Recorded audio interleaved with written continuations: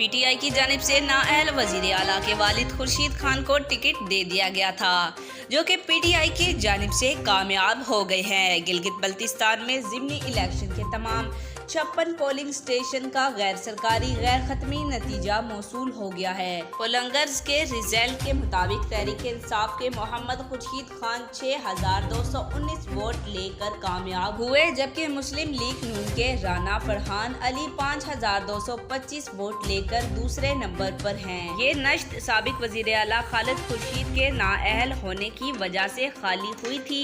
GBLA 1353 में registered voters की तादाद 33,378 है, जबकि वोटिंग के लिए कल 56 पोलिंग स्टेशन कायम किए गए थे। पोलिंग सुबह 8 बजे से शाम 5 बजे तक जारी रहे।